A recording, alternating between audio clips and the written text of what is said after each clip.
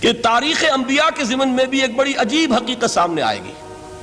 حضرت موسیٰ علیہ السلام کے معجزات دو بہت مشہور ہیں، عصائے موسیٰ اور ید بیضاء۔ ویسے قرآن مجید نے 7 مزید گنوائے ہیں، 9 آیات بینات، 9 بڑے کھلے کھلے معجزے جو فرعون اور آل فرعون کو دکھائے گئے۔ پھر آپ کو معلوم ہے کہ اسی عصا کی ضرب سے سمندر کا پھٹ جانا، اسی عصا کی ضرب سے ایک چٹان سے 12 چشموں کا پھوٹ بہنا، اور پھر یہ کہ من و سلوہ کا نزول ہے اور غمام ہے صحرا کے اندر جہاں کوئی چیز سائے کے لیے نہیں ہے، ان کے اوپر ابر کا سایہ کیا جا رہا ہے۔ یہ سارے معجزے آپ کو نظر آ رہے ہیں۔ اسی طریقے سے حضرت مسیح علیہ السلام کیسے کیسے معجزے، مردہ کو کہا قم باذن اللہ اور کھڑا ہو گیا، گارے سے بنایا ایک پرندے کی شکل اور اس میں پھونک ماری اور اڑتا ہوا پرندہ ہو گیا۔ یعنی یہ کہ احیاء موتا اور خلق حیات یہ آخری معجزے ہو سکتے ہیں، اس لیے کہ یہ خالص اللہ تعالیٰ کے افعال ہیں۔ لیکن ذرا اس کانٹیکسٹ میں دیکھیے محمد کا معجزہ کیا ہے صلی اللہ علیہ وسلم۔ قرآن مجید جن لوگوں نے پڑھا ہے اور سمجھ کر پڑھا ہے، ترجموں سے پڑھا ہے، یا ویسے وہ عربی زبان سے واقف ہیں، ان کو معلوم ہے کہ قرآن بار بار کہتا ہے محمد کا معجزہ یوں تو بے شمار واقعات ہوں گے، لیکن اصل معجزہ صرف اور صرف قرآن ہے۔ اسی کو پیش کیا گیا کہ یہی ہے، آؤ مقابلہ کر لو۔ اصل میں معجزہ کہتے کسے؟ معجزہ کے معنی عاجز کر دینے والی شے۔ یوں تو اولیاء اللہ جو ہیں ہم ان کی کرامات کے قائل ہیں، اللہ تعالیٰ اپنے کسی نیک بندے کے مقام اور مرتبے کے اظہار کے لیے کسی وقت کوئی ایسی چیز ظاہر کر دے جو قانون طبیعی کے خلاف ہو، تو یہ کرامات اولیاء حق ہے۔ اور اس درجے کی جو ظاہر بات ہے کہ جب اولیاء کے لیے کرامات ہے تو انبیاء کے لیے تو بہت ہوں گی۔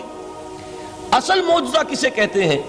جسے کوئی نبی چیلنج کے ساتھ پیش کرتا ہے کہ یہ ہے میری رسالت کا ثبوت، آؤ مقابلہ کر لو۔ حضرت موسیٰ علیہ السلام کے جو اصل معجزے تھے وہ 2 تھے۔ ایک عصا جس کا کہ مقابلہ کیا، آپ کو معلوم ہے کہ فرعون نے تمام جو جادوگر تھے پورے مملکت کے انہیں جمع کیا اور مقابلہ کیا۔ تو جس چیز کو کہ پیش کیا جائے چیلنج کے ساتھ کہ آؤ تو مقابلہ کر لو، وہ اصل معجزہ ہوتا ہے اس نبی اور رسول کا۔ تو حضور صلی اللہ علیہ وسلم کا اصل معجزہ، یعنی معجزات آپ یہ مغالطے میں مبتلا نہ ہو، میں بقیہ معجزات کی نفی نہیں کر رہا، یہ واقعات اپنی جگہ حق ہیں کہ حضور کو پتھر سلام کرتے تھے۔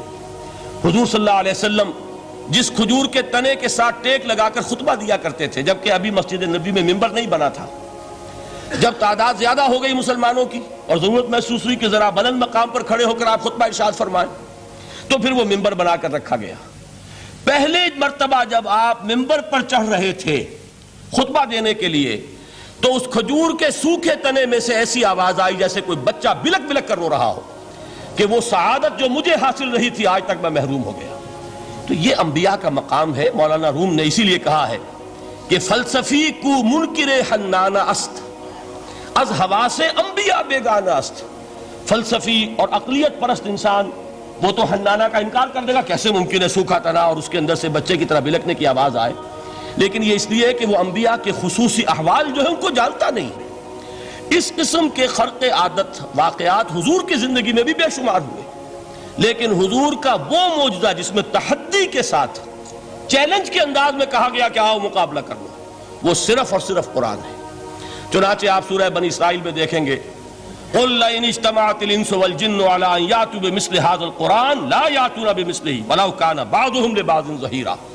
اے نبی چیلنج کر دیجئے، اگر تمام انسان اور تمام جن مل کر یہ چاہیں کہ اس قرآن جیسی کوئی تصنیف کر دیں، تو چاہے وہ ایک دوسرے کا کتنی بھی اس میں مدد کریں اور تعاون کریں، وہ ہرگز قرآن جیسی کتاب تصنیف نہیں کر سکتے۔ اس سے آگے بڑھ کر یہ بات کہی گئی، اچھا پورا قرآن نہیں لا سکتے، اس قرآن کی طرح کی 10 صورتیں ہی تصنیف کر لو۔